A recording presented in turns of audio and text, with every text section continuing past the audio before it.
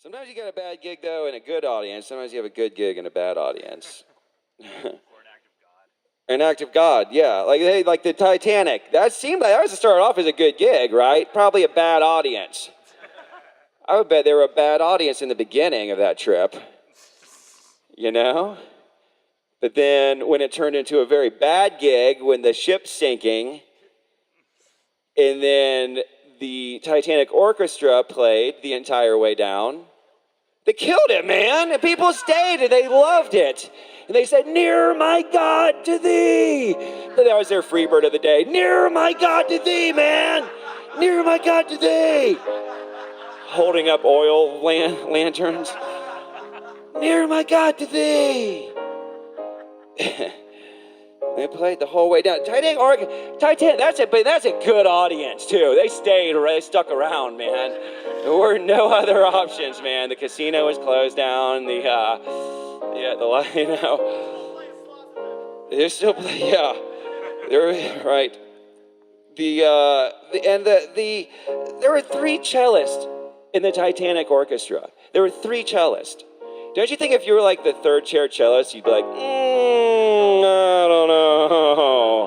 I don't know, guys. You might have to go fuck yourselves on this one. My instrument is basically a tiny boat, so I'm gonna hop in and paddle away with a frozen baby or something. And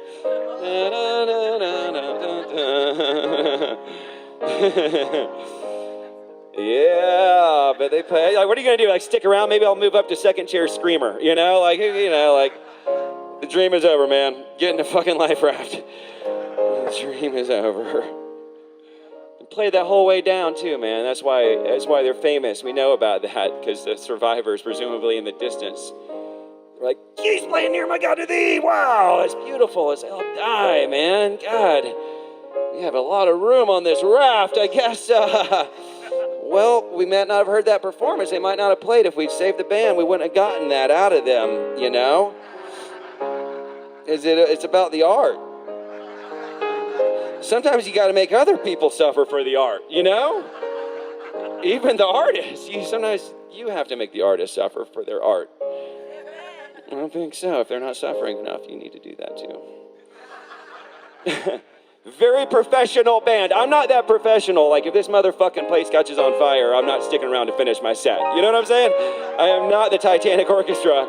I will be the first one running away from the mountain lion or whatever. Swinging elbows. Fucking, I don't give a shit. I'm out of here, man. I'm not sticking around for that shit. I don't care how famous the Titanic Orchestra is for doing that. I don't care. That's what I know about them. And they played the whole way down, and it took a while for that ship to sink, too.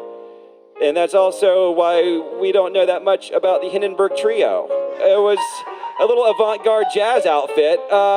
They played the whole way down, too, but the Hindenburg hit the ground in like 8 seconds. So, no one even really knew they were playing. They only had time to hit about 2 discordant notes. But that band was on fire that night, guys. Fire!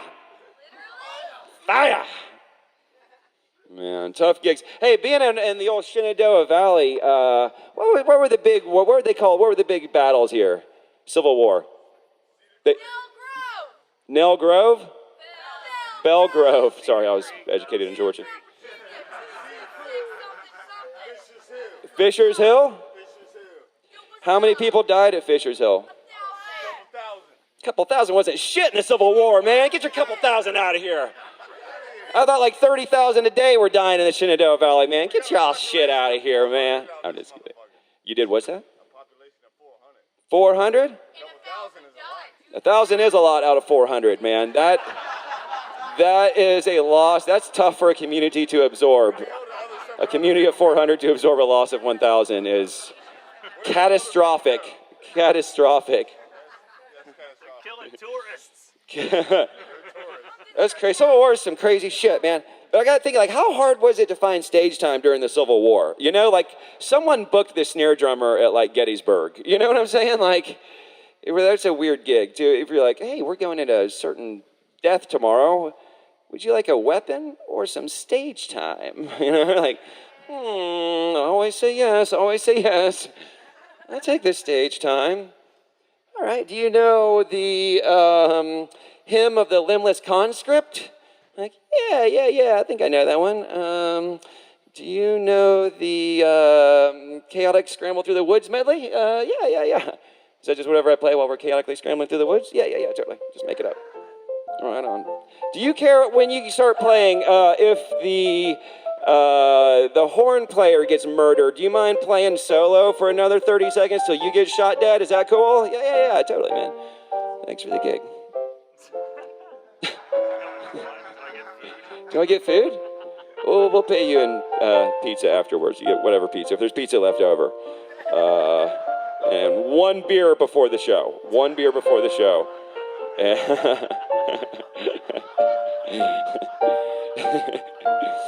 And no one on the guest list. Oh, man. Tough gig. Fucking tough gig, man.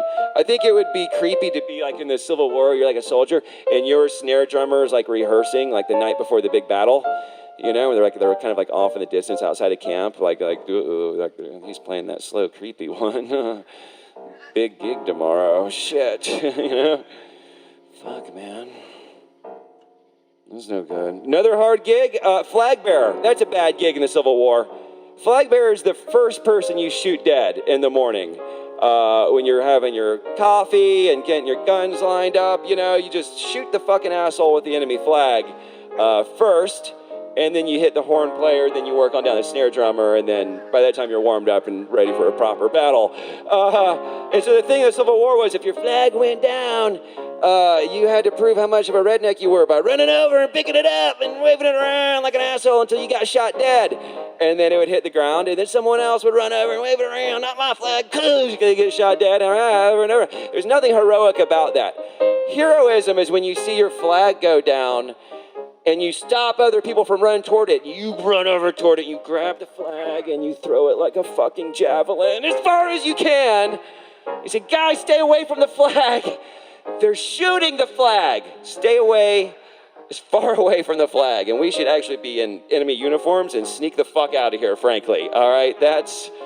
The worst part about being the flag bearer is that the last thing that you would hear when you were shot dead was the sound of the enemy snare drummer doing a rim shot.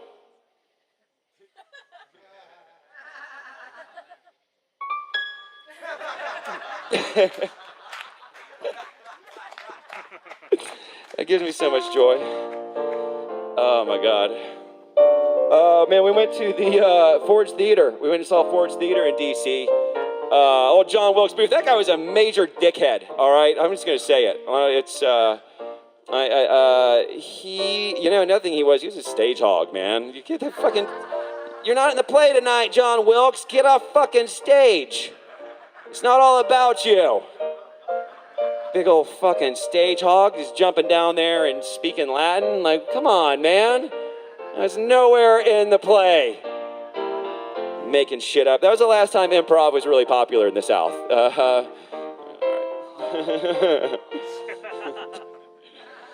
John Wilkes Booth, man. He was a very famous actor. His older brother Edwin was the most famous actor of the 19th century. Which that tells you something also about the fleeting nature of fame, because who the fuck has ever heard of Edwin Booth, right? No one. Fucking nobody. But he was the most famous actor of the 19th century. Before TV, right? TV, yeah. Yep. And right? You had to get out there and fucking be seen in person to get famous in that motherfucking time, man. Edwin Booth, and then his little brother John Wilkes, of course, rolls over to Ford's Theater and does the thing, and then big brother Edwin, who was like the Brad Pitt of his day, he had to take a little 5-year break. No more acting for Edwin.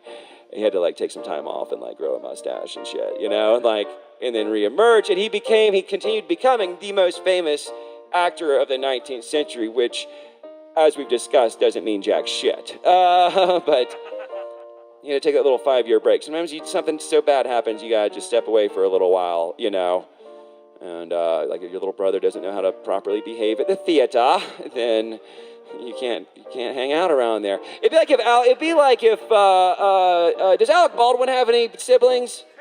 If Alec Baldwin's little sister fucking killed Donald Trump, Alec Baldwin, you know, like you can't go do the impression next week. You know what I'm saying? You gotta take a little breather. You gotta go grow a mustache or something.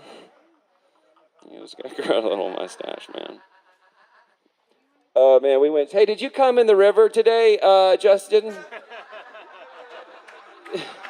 I kept my eye on you. I didn't see you coming in it.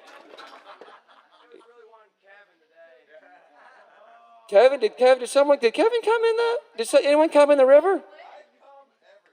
Do you come everywhere? Seriously? Sometimes you gotta come in a body of water. Sex underwater is like pretty much the driest sex there is. Have you guys noticed that? You're blowing my mind, water. Blowing my mind. That's like the dark, dirty secret of the water industry. No one's talking about that, man.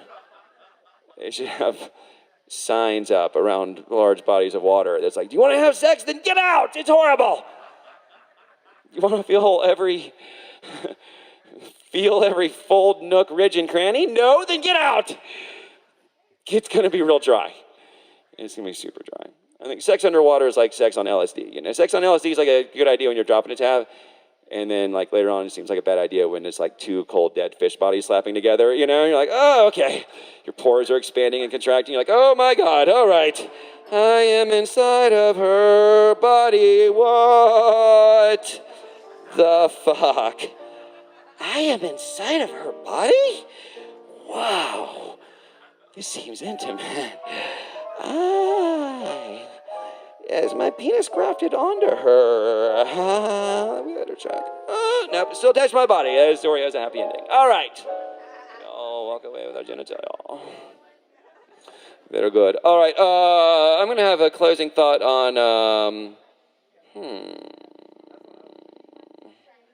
Do you guys ever, in this age of cell phones, in this age of genitalia, do you guys ever use your cell phone and you're trying to take a picture of sexual genitalia, and then in your viewfinder you notice all the clutter in the background of your room, and you got to put your phone down and go clean your room for 20 minutes? Stage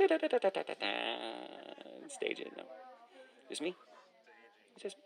Do you guys ever use your smartphone? You're trying to take a picture of genitalia, and you're like, and then you hit the viewfinder button to selfie mode, and you're like, who's that sweaty weirdo? You know, no, it's just me. It's just me. All right, very good, guys. Hey, my name is Tom Scheve, guys. Thank you.